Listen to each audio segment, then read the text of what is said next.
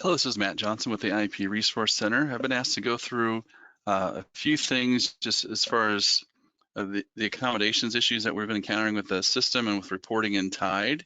I'm just going to address a few things that have been upcoming and walk through some of the processes to double check some of the information. So recently we had two reports that have become available in advanced reporting. One of them looks at iLearn for high school. So basically what that's asking you to check for is if in the past IEP or the currently valid IEP specifically, the wrong assessment was chosen for participation. So for example, we can look at this student as a high school student and look at accommodations here.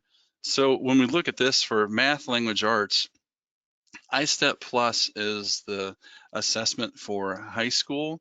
So if on the past IEP, iLearn was chosen instead of iStep Plus, that could cause some issues with reporting to that TIDE report and getting the right accommodations in the right place. So to correct that, you'll have to review this page and update the accommodations for that student, which would involve choosing iStep Plus with accommodation, reviewing assessment accommodations, saving those, and then completing a final IEP that would be accepted to follow shortly after, hopefully.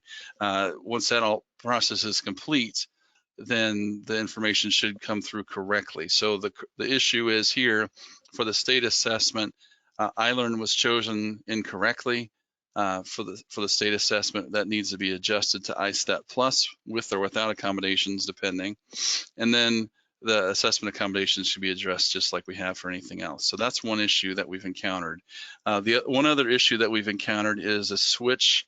If we're changing from the state or from the alternate assessment to the state assessment, if accommodations were chosen for the alternate assessment, that's a little bit of a different list than what's available for the state assessment. So if we chose to participate with accommodations, then let me go ahead and do a few checks here. But if we chose to participate with accommodations on the alternate assessment, then there may be some issues going back and forth. So if I chose accommodations here, we'll go down and see the excuse me, options that are available. The certificate biology in this case, sorry.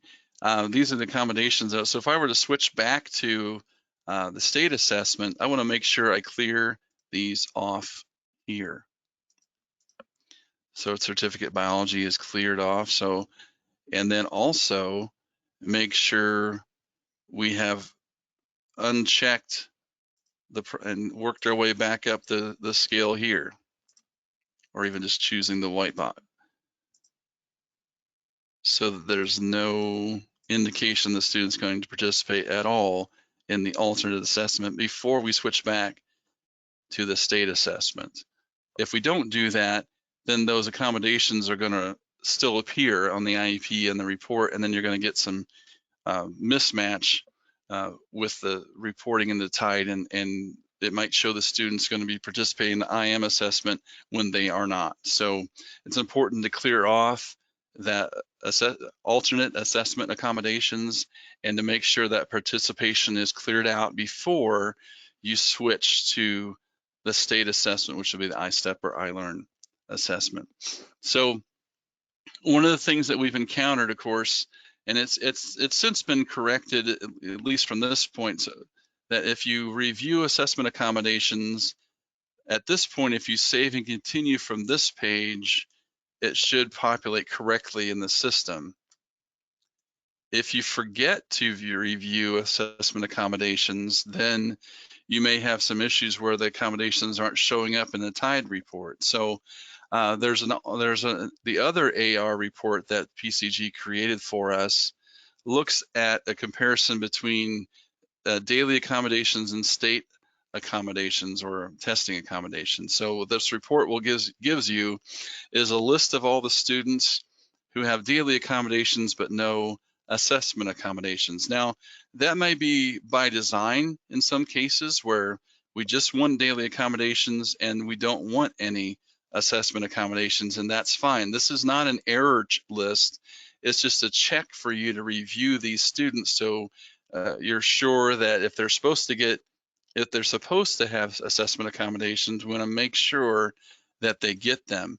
So where I continue to get feedback is in situations like you see with this student, where I've chosen the participations and assessments.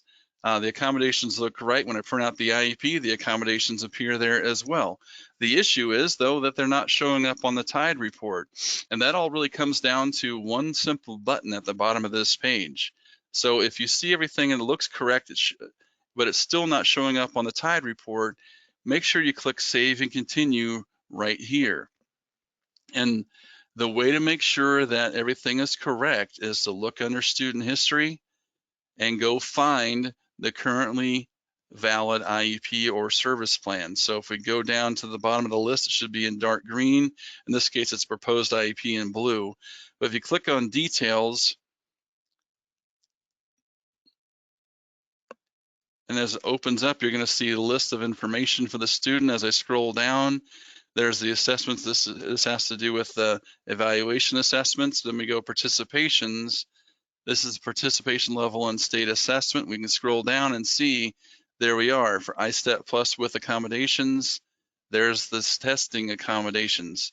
We can also see the participation for language arts and science, and then probably for the WIDA assessment below in U.S. government. We also see at the bottom, these are the daily accommodations that were chosen in the IEP also. So in order to make sure the accommodations are correct, they have to appear in student history and under details for the currently valid IEP.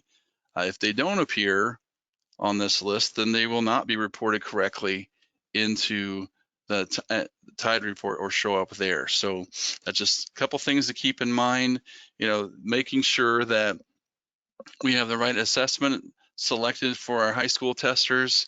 We clear out things before switching from the alternate assessment to a state assessment, and then make sure that on the IEP process, we save and continue when we're making selections for the assessment accommodations.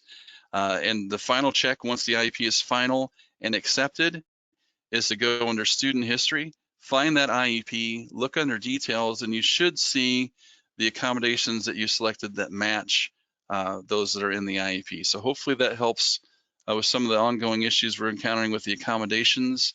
If there are any questions, please contact myself, Matt Johnson at the IEP Resource Center, or Reva Weiss at the Department of Education, and we'd be happy to help you out.